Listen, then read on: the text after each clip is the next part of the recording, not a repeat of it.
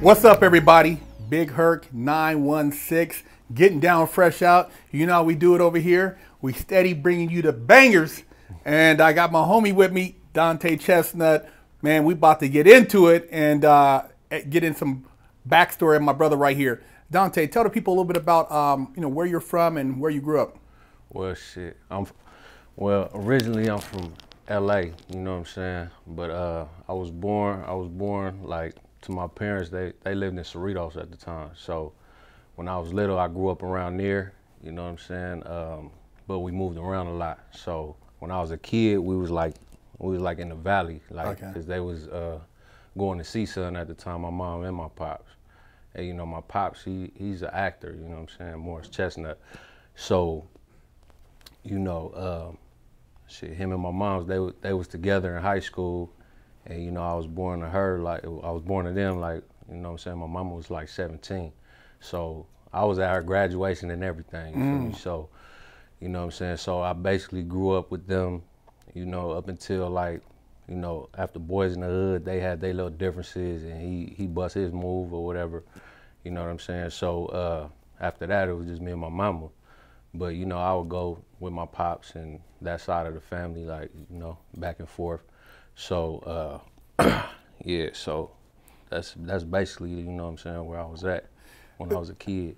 So what was it like being in a household with, you know, a parent that's a celebrity like that? Because Boys in the Hood, I think that was the breakout role. Yeah, that was definitely a breakout role for him. But, you know, like before that, he was just a regular person, like, you know what I'm saying? That was just my dad. That's all I knew. You feel me, since I was born. So that's what it was, you know what I'm saying? But like once all that little fame and all that like went on, like shit got different. So, you know, he went with his move, and whatever differences him and my mama had, like I ain't had nothing to do with. I ain't know nothing about. All I just knew was this is my mama, this is my dad. So, you know what I'm saying? So like after that, you know, we kind of like got strained a little bit, like, you know what I'm saying? Like, cause like there was a situation where he pulled me up one day, like, cause I was being bad for real, like, cause I wasn't seeing him, like, you know what I'm saying? And like being synonymous, like with being bad, they used to be like, I'm gonna call your daddy, like, you know what I'm saying? So I used to be like, all right, when they used to say that, like I used to straighten up, you feel me? So it was like, so like now I'm like, shit, I'm just being bad, just so, okay, yeah, call that nigga, you feel me? Like call him, shit, I want to see him, like, you feel me? Like I miss him, like, you know what I'm saying? So that's what it was, like I was basically, I basically started rebelling like when I was like 8, 9 years old, you know what I'm saying? I started like realizing like, why the fuck I ain't seeing him, like what's going on? Like, so I started being bad as fuck, getting in fights and getting suspended from school, like in 3rd grade, just started just being bad as fuck. But before that, I was a good, happy kid, you know what I'm saying? Like, you know, but.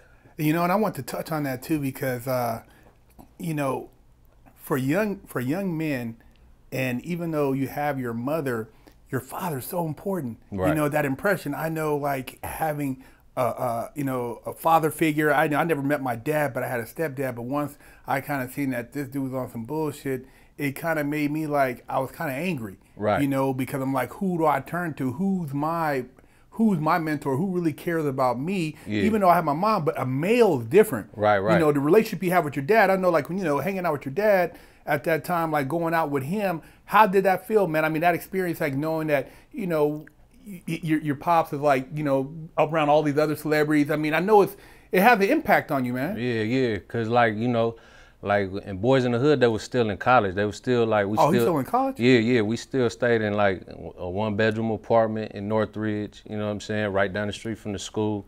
So like, I went to like a preschool right across the street from the apartments, and my mama went to, you know what I'm saying, she went there, she worked at Tony Roma's, you know what I'm saying? Wow. So like when I would come, like she'd pick me up from school and take me home, he'd be there like, you know, studying his scripts and all that shit, you know what I'm saying? So it was like we slept in the same bed. We all 3 slept in the same bed, you know, same 1-bedroom apartment, like, you feel me? So like, and then like while they was shooting Boys in the Hood, like Cuba Gooding Jr. used to come to the house, you know what I'm saying? They would watch rough copies of the movie, all that shit, you know what I'm saying? Yeah. So it was like, you know, but he wasn't like a full-blown celebrity then. He was just like, you know, he was just starting, you feel me? So it wasn't like it is now. You know what I'm saying? Well, that movie is iconic, man, because that movie, I had just graduated high school, and I remember going to see that movie at the theaters, man. Right. And everybody, like, boys, everybody wanted to go, you know, to the theaters. And man, I actually got in a shootout at that movie theater, man, with some dudes, man, fighting up in there, because it was just, you know, because the whole that like was like. The gang stuff too, right, you know, right. And when that shit happened with, you know, Morris Chestnut when he got killed in the movie, and then Cube and them like, we gonna go roll, and then it was like everybody was very emotional, right? You know, it's a very emotional movie, and it had a lot of different messages, and depending on where you were in your life, the messages could have took you down this path or this path or this path, but it was that's a cultural icon. That and Menace to Society is like two very big movies during that time frame. So. I know it was a game changer for him because, man, his acting abilities from there, then it's just like, boom, you know, he, you know, took off into all, you know, other kind of aspects of acting and stuff. But I know as a kid, man, I know that had to be like very challenging, especially seeing that, you know, you love your parents and then you're like seeing like the whole. Whole rift between them. And it was just like, I ain't had no choice, but like, you know what I'm saying? Like, I'm staying with my mama, like, you feel me? But I still used to go to my grandma's house, my whole dad's side of the family, like, you know what I'm saying? So I used to spend my summers there, all that shit, you feel me? So, so, like, but I just, like, at a certain point in time, I just stopped seeing him. So I was going over there, you know what I'm saying, staying with my auntie, my grandma, my little cousin, my grandpa, you know, my uncle would be through there, like, you know what I'm saying? So you had a pretty big family. Yeah, it's not big, like, you know what I'm saying? Because I only got, like, one cousin from that side for real. Like, you know, my auntie's son and shit. You know what I'm saying? He be rapping now. He's from out in Orange County and shit. You know what I'm saying? Shout out to my nigga Ray B. You know what I mean? But, so, what's it called? So, yeah, like, I grew up, like, you know, back and forth, you know what I'm saying? Like, I spend my summers at my pop's side of the family house, you know what I'm saying? And I'd be with my mama for the rest of the time, you know what I'm saying? And me and my mama bond was something strong, like, you know what I'm saying? Because we basically grew up together, you feel me? So, because she was a kid when she had me, you know what I'm saying? So, and then she wasn't even supposed to have me because she was supposedly not supposed to be able to have kids. And then, you know, I was like, you know, something like a miracle child, you feel me? So what was the influence that kind of pulled you toward the streets? I know for myself, I wasn't never really a bad kid either. I was like a, you know, straight A student and skateboarding and all that stuff. But just seeing elements, it kind of perked my curiosity and I gradually kind of went over there. Right. See, I was always the type of little nigga like to be like in the mix of what's going on in the older crowd. Like, you feel me? I used to hang out with the older kids when I was little. And I used to like, you know, just peep and watch and just be in the mix, you feel me? So like what really drew me to the streets, like what really made me jump off the porch was my pops not being there. So it was like, remember when I said I was being bad as fuck? Like, like I was being bad as fuck at like 8, 9 and getting suspended, kicked out of schools and shit. So like, once I got to like middle school, we moved and, you know, start smoking weed at like 11 years old, you know what I'm saying? Start tagging and, you know what I'm saying? I was doing a little skateboarding, little inline skating too, you feel me? So, but you know, we thugging, like we just moving around doing what we do, you feel me? Like my whole middle school year, like my whole like middle school years, I was on punishment. My mama had me locked up in the room. So it was like, she was like my first little warden and shit. Like, can't come out unless you using the bathroom or getting something to eat. Like, you feel me? Keep your ass in there. You feel me? So it was like, damn. Like, my homies used to be like, damn, you can't come outside? Like, shit, nah, I'm on punishment again. Like, you feel me? Like, shit. You know what I'm saying? Like, so, yeah, like, but, yeah, so I was always in the streets, like, running around, you know what I'm saying, doing me. And then, you know, like, I got connected with one of my relatives, and he was already from the set, like, you know what I'm saying? And he seen me like, you G, like, you need to be from the hood. But I was already like from a little clique called GAP, Gangsters Always Pimping, Gangsta Ass Pimps, like, you know what I'm saying? So when I was like 13, 14, so he was like, you need to be from the set, like, whoop, whoop. So I'm like, man, come on with that shit, like. So I ended up like saying, fuck it. Like, he took me to the hood one day. I met the big homie Psych and shit, like, you know what I'm saying? And, you know, I was like, you know what, fuck it. You know what I'm saying? Got put on and shit, you know what I'm saying? Got my little 4-man put on, did my thing, like, niggas, cause like in my mind, I'm like, shit, I'm finna drop every one of these niggas. I'm putting my hands on every one of these niggas that's coming at me, like, and that's what I did do, you feel me, until, you know, one of them niggas came to and got me from the back, and then it, you know, I got my little licks, you know what I'm saying? But I dropped every one of them niggas though, for real, like, you feel me? So, you know, the big homie was like, damn, it looked like Blood was putting you on, you know, putting y'all niggas on, you feel me? So it was like, you know, I always had hands, like, I could always fight, you feel me? I was always a fighter, you know what I'm saying? I was never, like, scared to fight, you know what I'm saying? Even when I was little, like, that was always my defense mechanism, like, I always just hit somebody first, you feel me? Yeah, take off. Yeah, I'll just take off, you know what I'm saying, and deal with the consequences later. Even if he was bigger and he got the best of me, at least I got mine off, you know what I'm saying? So that's like, you know, so yeah. So after that, you know, but see, like, growing up, I was always a football player too, you know what I'm saying? I was playing for Pop Warner, like, I played for the East LA Bobcats, so I was like the only black kid on my team. It was all Mexicans, like, you know what I'm saying? So, like, but my coaches, like, they wanted me to play for them, so they would come pick me up and, you know what I'm saying, pay for the shit and all that shit, you know what I'm saying? So, you know, I grew up playing with them, but that was like a culture shock because it's like I'm the only nigga on the team, you know what I'm saying? So it's like, but, you know, I'm half Mexican too. Well, you know, I got Mexican in me too. Like, you know, my mama, she's Mexican, white Hawaiian, so it was like, you know, shit, I tapped into that culture too, you feel me? So, like, that's why I'm, like, versatile. I could fit in with these people. I could fit in with anybody, you know what I'm saying? I could relate. I could chop it up, you feel me? Know a little Spanish and shit like that, so it'd be like, you know.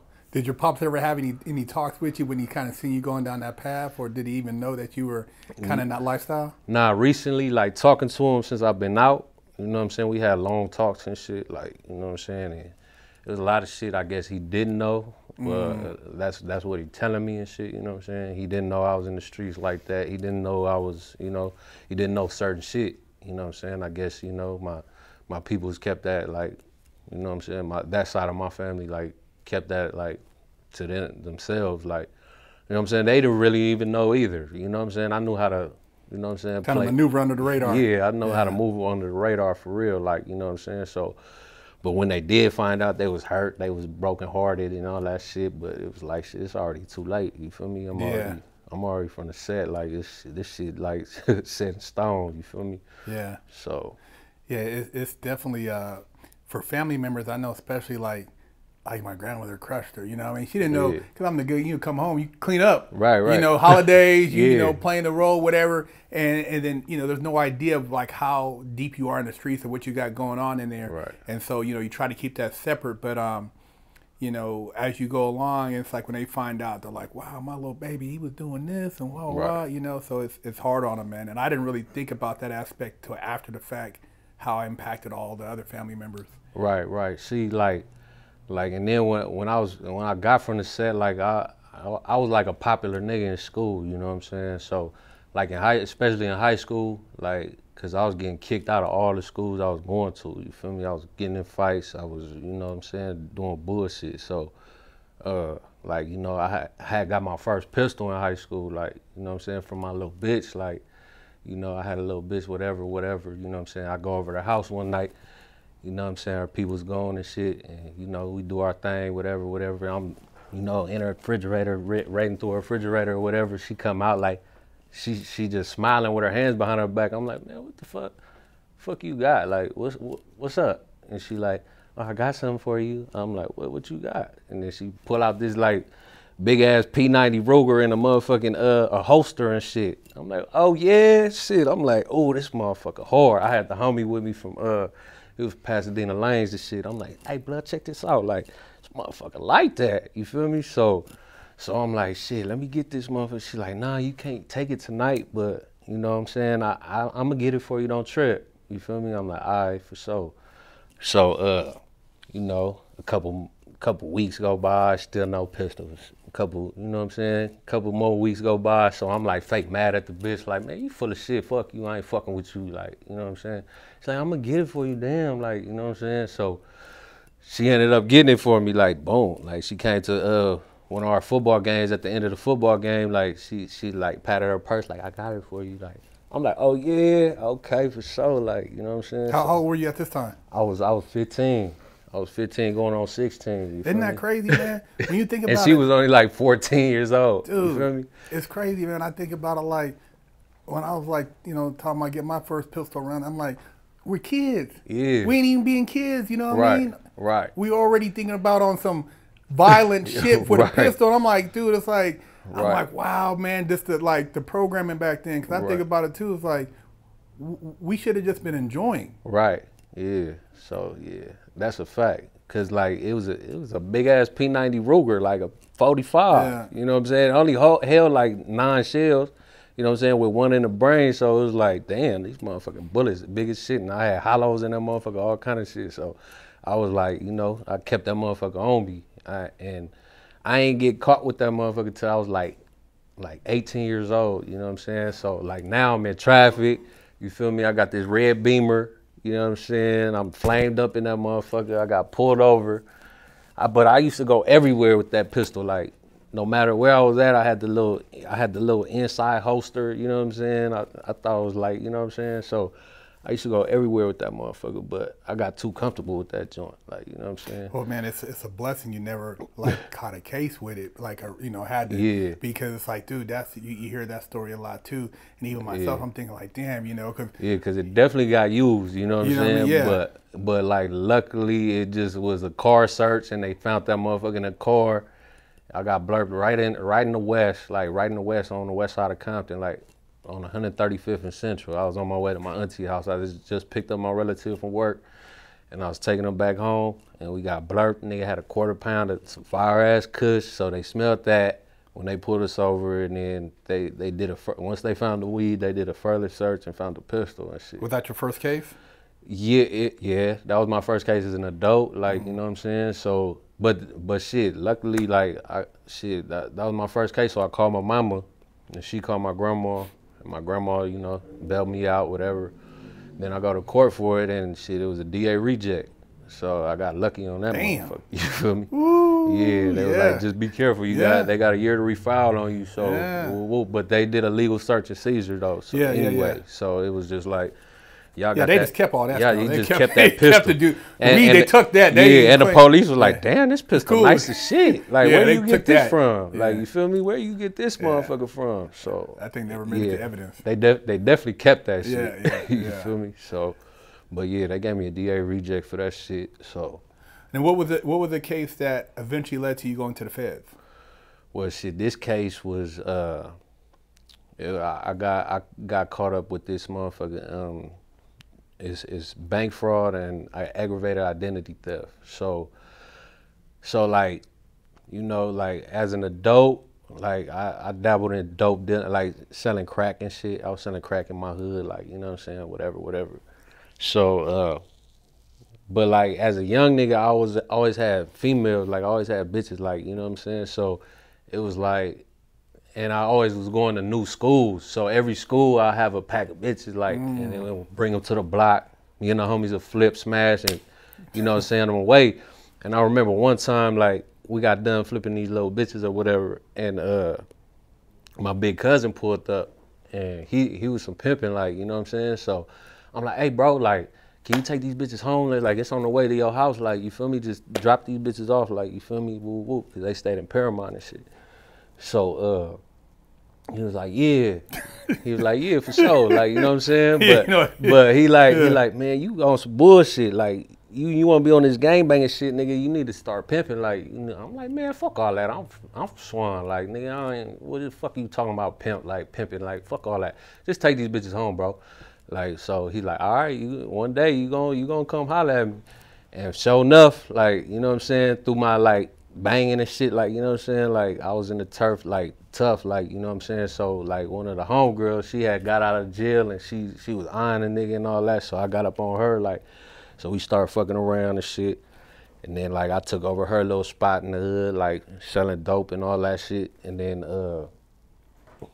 like, one day, a nigga was just chopping it up with her, like, whoop, whoop, like, you know what I'm saying, talking some little fake pimp shit, like, you know what I'm saying, and she was with it, so I'm like, huh? oh yeah, oh so you with it? So we could go tonight? Like she like, yeah. Like I'm like, all right, for sure, like. So same cousin, I call him like, hey bro, like look, I got one, like, you know what I'm saying? Like, what's up? Like, you feel me? Like he like, all right, just pull up on me, you know what I'm saying? I'm gonna lace you with, you know what I'm saying? How to send the bitch and break the bitch and all that shit. So I pull up on him.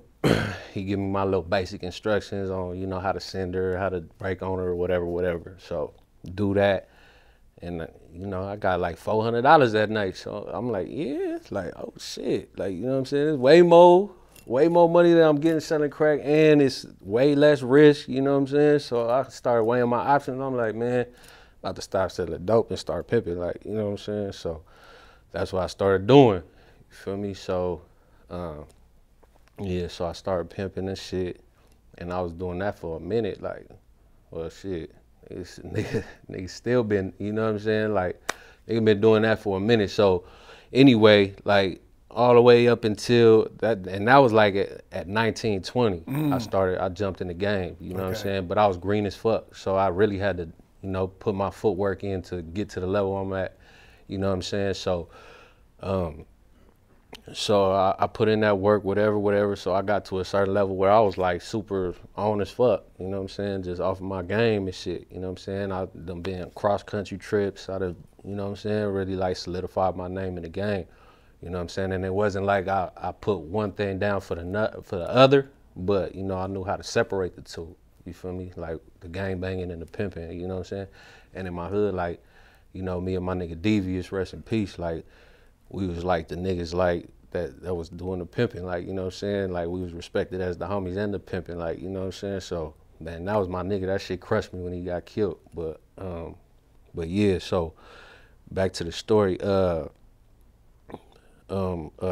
So like I was at a certain point, like, okay, I had this condo, like in 2016, I had did a bunch of like, I just bust hella shit, like boom. I had already had a Benz, like a little CLK 430, and then I bust a brand new Benz truck, like on deuces with TVs, all the shit, like, you know what I'm saying, fresh off the lot. And then I had bust my condo. I had a condo in Ontario, and then I had got my LLC, you know what I'm saying, Necessity ENT. So it was like an entertainment management company. And so I did all that. So I got all this going on. And then, you know, shit, like little bitches fagged off, whatever. And so now I'm just, oh yeah, and then my truck got took. I had just sold the other Benz, and then I had got blurped in a checkpoint. And like I think my L's was suspended or something. So they took my truck, and I'm like, fuck, they threw a 30-day hold on the shit. So I'm in the condo like, damn, like I'm stuck. I ain't got no bitch right now. I ain't got no hoes right now. So it's like, damn, I'm stuck. Like I'm fucked up. So one of my partners, he called me like, hey bro, like what's up, my nigga? Like, you know, hey, remember that little fraud bitch I knocked? Like, yeah, man, woo. Like I gotta play for us. Like I know you fucked up right now. Like, you know what I'm saying? Come fuck with me. We finna go out of here to Colorado and, you know what I'm saying, fuck with this little shit.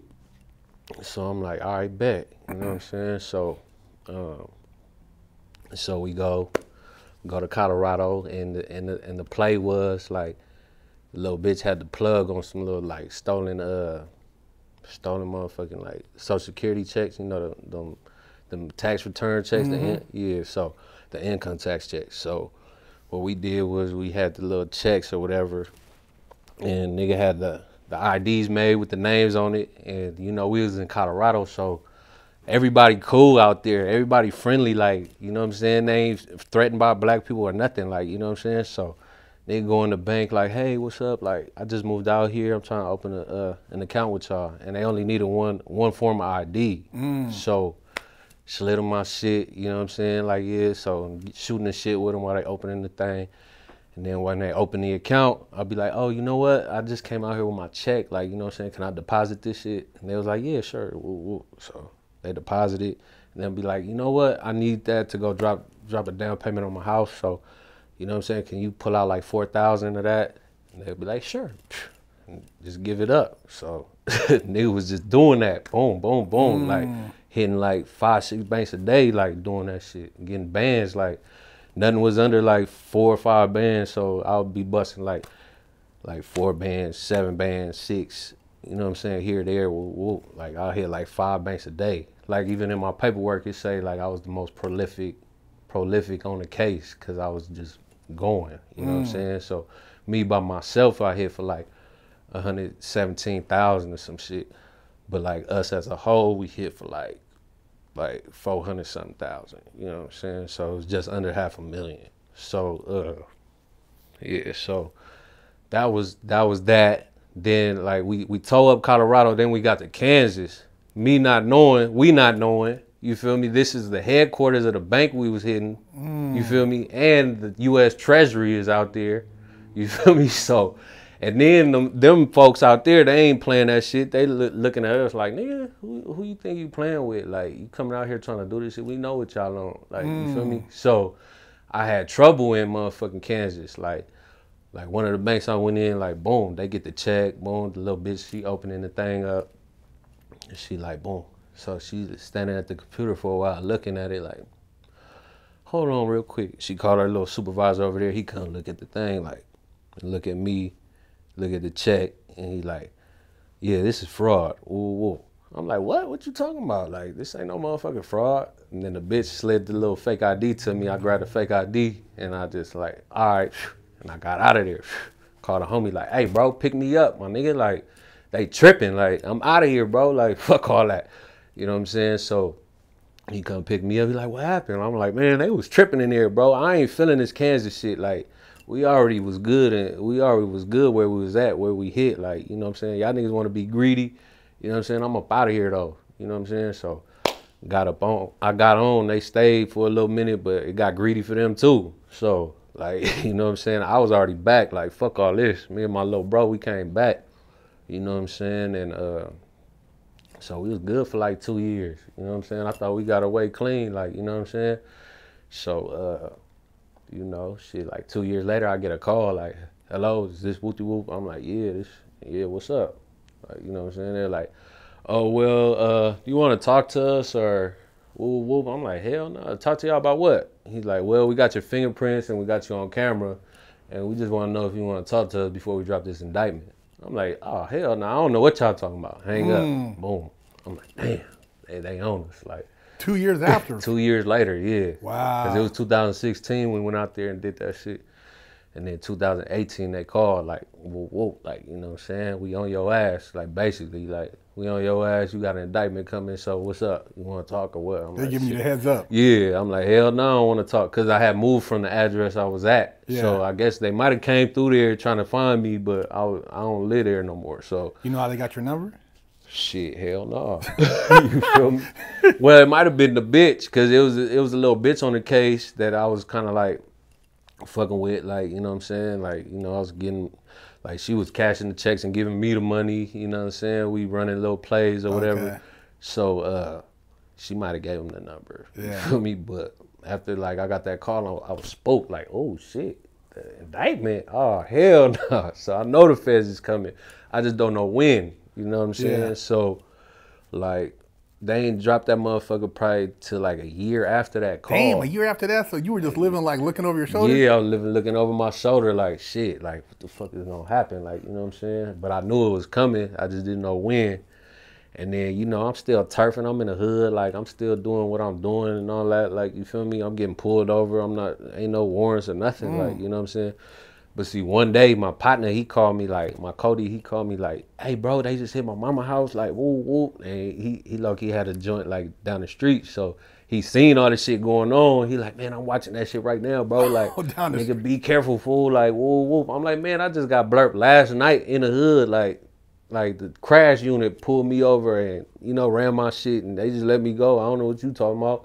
He like, nigga, they dropped that shit, bro. Like, whoop, whoop. And like, it was like 5 counts on there and like, you know, all the maximum, all that shit, all the maximum years on the charges added up to like 52 years. So he like, man, this shit say 52 years and and all this old shit. And me, we not knowing about how the feds work and shit. So it's like, damn, 52 years? Yeah, shit. Oh, hell no. So I was trying to be low as possible. You feel me? I'm trying to be low key as possible, but I fucked around. Like how they caught me was, it was just early morning, you know what I'm saying? I had went to Benihana's the night before, so I had Benihana's, and I'm like, shit, I ain't had no blunt, so I got up to go get some woods and shit, and I had a Benz and my shit was blacked out, my tents was blacked out, so I pull out, and I was staying like Compton at the time, so I pull out the driveway and shit. I go left toward Long Beach Boulevard, and there's like a little street. There's like a little street, and it comes to a T, and I'm coming up the T part, like, you know what I'm saying, and the sheriff stopped right there. So, and there was a car in front of me going slow, so I'm like, oh, let me make this left. So I make the left, boom, and I see the sheriff. He start making a left, but then he turned around, and I'm like, oh shit. So I try to, you know what I'm saying, and I pulled over and shit. I park, and he get right behind me, get on me and shit, like. So he pulled me out, whatever, throw me in the back of the car, go search the car and shit. And I seen on the screen, like, I seen that motherfucking warrant for that indictment, like wanted for this and federal warrant for this and this. And I'm like, oh shit. So he didn't know what to do. The sheriff didn't know what to do, cause like, I guess I don't know how that shit worked. I don't know if the sheriffs could take you for that shit or not, but he didn't know what to do. He ain't had nothing to take me to jail for or nothing. So he called his supervisor. I see him on the phone. He talking to somebody. So he come back to the car like, yeah, we're taking you in because you got a suspended license. I'm like, my license ain't suspended. Fuck you talking about? So yeah, he's like, yeah, you got a suspended license, so we taking you in.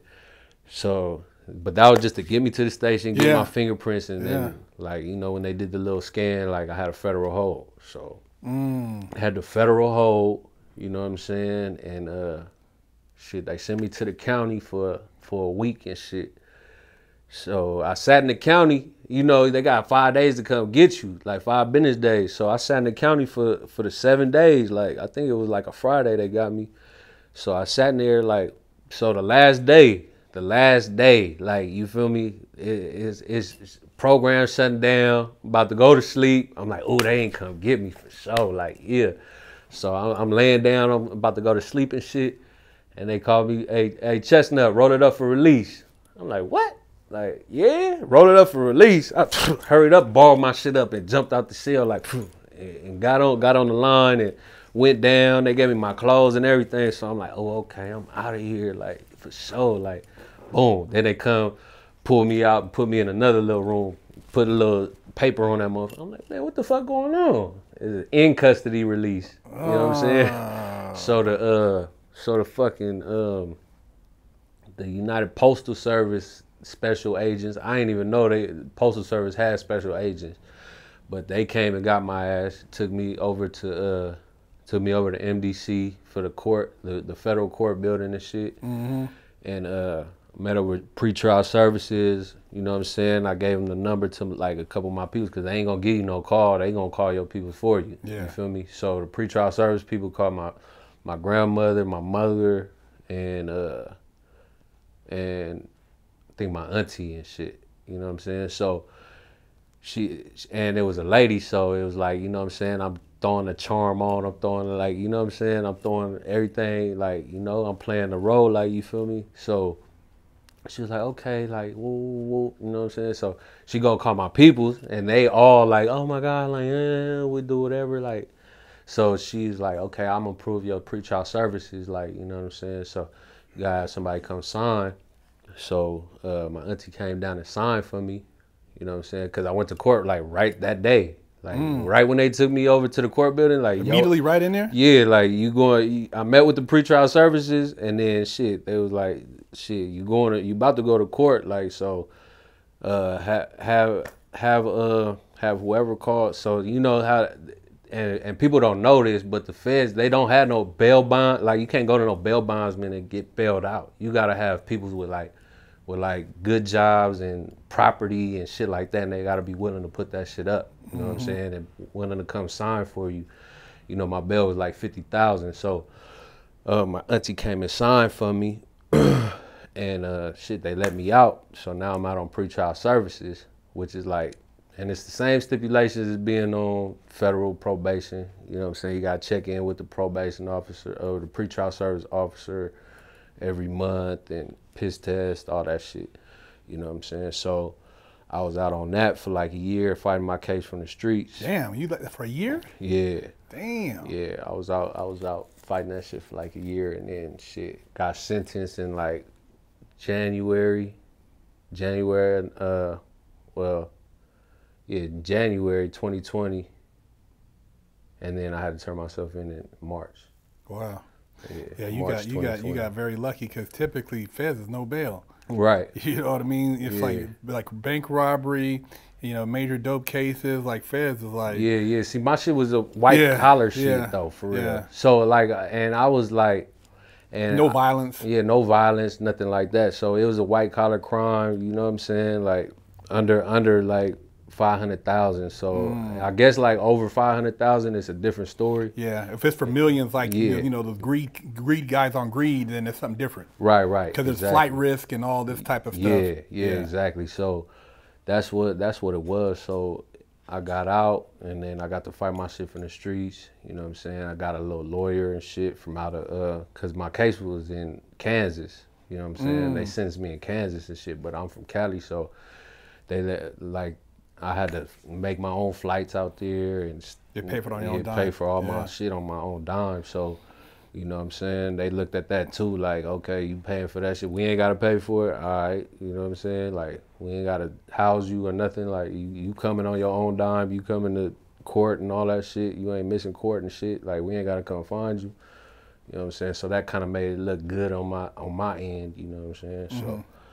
So they sentenced me to 63 months. And this, mind you, this is my first bid. Like, you know what I'm saying? Like, all the shit I did like on the state side, like, you know what I'm saying? It either got reduced to misdemeanors. Like, I had 2 supervising prostitution charges. I had a domestic violence. I had a misdemeanor gun.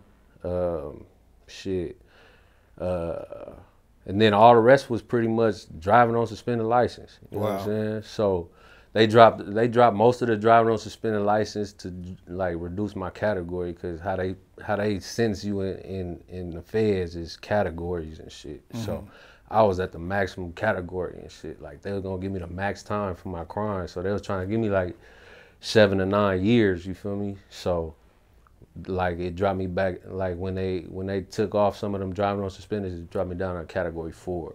Okay. So they gave me 63 months.